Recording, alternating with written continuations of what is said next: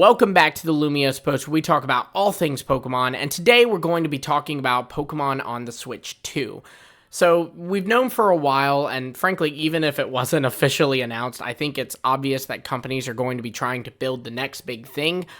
Nintendo's working on something as a successor to the Switch. They've said that this is going to be announced before the end of their fiscal year, which will end in, I believe, March of 2025. So before then, we should get an announcement. There, of course, are constantly rumors of, oh, the announcement's going to be this week. Oh, the announcement's going to be next week.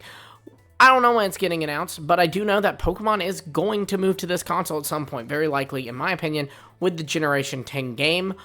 But, you know, who knows, maybe we could see some stuff before that. And I'm going to be talking about what I think this Switch 2 could bring for the Pokemon franchise and why we as Pokemon fans should get excited about this. Because if you're like me, you kind of don't really care about the Switch 2 because it's, you know, it's not a new Pokemon game. It's just a new console that Pokemon will be on. Really, I see it as, oh, great, so the next Pokemon game will actually cost me $460 because I'll have to buy the new console. But it does have a lot of potential, and we're going to get into it. So first off, I think the number one thing that every single Pokemon fan wants, if you watch my podcast, the Empower Podcast, you know that my co-host, Dusty Go-Go, really wants this, and that is Pokemon ports. So we've actually seen Pokemon do this before on the 3DS. We had the Generation 1 and the Generation 2 games were playable. You could purchase them and play them on your game. You could even connect them to Pokemon Bank, which was the Pokemon home of back then. And yeah, it was a great time. It was really cool. It was smart, obviously, because, you know, Nintendo cracks down on emulators. They don't want you to pirate their games. But these games aren't just easily playable to everyone. So what I'm thinking is that they're going to wait until the 30th anniversary, which would be 2026, and they're going to drop a collection of Pokemon games. I don't know if this will just be Gen 1 and 2 again. Hopefully, it'll span beyond that. Perhaps even the Switch 2 could incorporate some feature that would make doing a dual screen a bit easier, because that's kind of always been a question is, oh, if we got Gen 4, Gen 5, Gen 6, whatever ports, how would they make that work on a Switch, which is singular screen, while those games were dual screen? And this is, you know, potentially something that they could do with the Switch 2. I really think that this is a no-brainer. Pokemon's going to do this at some point, in my opinion. I'm hoping that with the Switch 2, the wait to have these on the Switch 2 just means that they'll be better. Now, will this be a part of Nintendo Switch Online? Because currently there is a platform called Nintendo Switch Online. If you're paying for an online membership with Nintendo, you have access to a bunch of old games, like old Zelda games, old Mario games, and a bunch of other classics. So will Pokemon be on there? I mean, after all, we do have some Pokemon games already available, like the old TCG game on the Game Boy, or even Pokemon Stadium. I actually don't think so, though. I do not think that Pokemon's mainline games will be on this, purely because you can manipulate save files with those, and Pokemon doesn't really like that. Like, you can kind of go back in time, essentially, with these. Also, too, like I said, it's a no-brainer. The Pokemon games are quite big, so I think it makes sense for Pokemon to release their own of these games. Now, would they do it one by one, or would they do it by collection? I would love to see a collection, like it be Gens 1 through 3, or even like the Game Boy eras, which would be Gen 1 and 2, and then the Game Boy Advanced era, which would be the Gen 3 games, which would include remakes. Those are the first gen to get a remake with Fire Red and Leaf Green. So I think that would be really cool. I pray this happens. I really hope that we get this, and it has home connectivity too. So not only can I play through these stories, and then, you know, the Sceptile that I get attached to in Pokemon Emerald, get to trade it up over into Pokemon Scarlet and Violet, or the Gen 10 game, whatever it may be. But also, it'd be cool if maybe the shiny Trico that I have from Blueberry Academy can be transferred into Emerald. Who knows? You know, with the changes they've made in Pokemon Home, where now it kind of erases Pokemon's moves or makes moves unusable when they get sent to a other generation. Like when you move a Pokemon from Sword and Shield to Scarlet and Violet, its moveset will change to match whatever its moveset should be at that level in Scarlet and Violet. The fact that they're doing that makes me think that could be easy groundwork to allow us to send our Trico from Scarlet and Violet over into Pokemon Emerald or whatever, you know? I don't know. I can dream. I just want to take on the Battle Frontier with the Pokemon that I've collected over the years. Obviously, it will be only Gens 1 through 3, But still, please, Game Freak, please, come on, please. Now, the next thing is, and if you're a snarky commenter, you've already said it, it's that you want Pokemon to have better graphics. It's not exactly a secret that Pokemon Scarlet and Violet had some issues. Between the horrible frame rates of the game and even some much more bigger errors like the game crashing. I know my game crashes on a nearly regular basis. Now, I don't have an OLED, I have a near launch era Switch, so maybe that's part of the problem. But either way, it shouldn't be the case. None of my other games are doing that. It also has, sometimes people will fall through the world of their map. Pokemon will be like behind a wall, so you can't actually catch them. There's a lot of issues with this game, so hopefully the Switch 2 would allow for them to, I guess, just make a better game. You know, maybe it'd be easier to build a game on a Switch 2. And even, maybe Scarlet and Violet could run better and look better on the Switch 2. And you might say, that's not going to happen. But interestingly enough, there was a 4chan post from last year, 2023, that actually said that Pokemon would be releasing a patch alongside the DLC that would make Scarlet and Violet run better for the Switch 2. Now, obviously, this 4chan leak turned out to be fake. Or did it? Because this 4chan leak actually talked about other things too.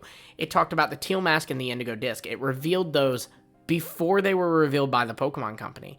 So everything in this leak has come true, with the sole exception of a patch for this game that will make it run better on the Switch 2. Now, Switch 2's not out, so there's no need for them to drop that patch yet, but it does really make me think that we could see that patch when the Switch 2 comes out. And guys, I don't know about you, but I'm excited for that. I'm excited for Scarlet and Violet to have a much better chance.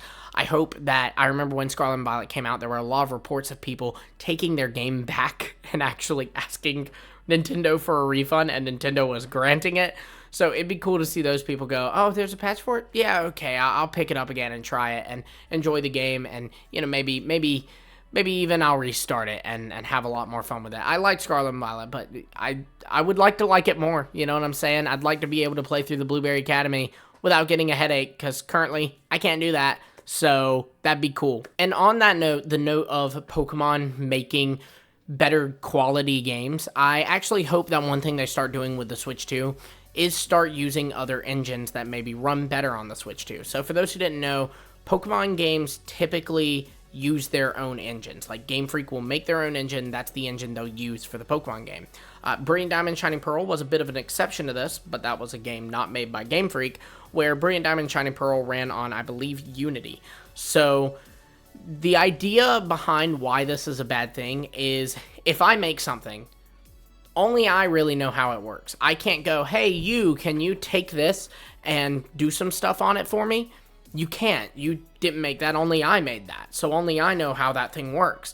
But by using engines that other companies use, for example, Unity or Unreal Engine, etc., this would allow the Pokemon Company to outsource. And outsource means that we don't have to worry about a rush game, because, hey, if Pokemon's getting a little bit behind, hey, that company over there, catch that.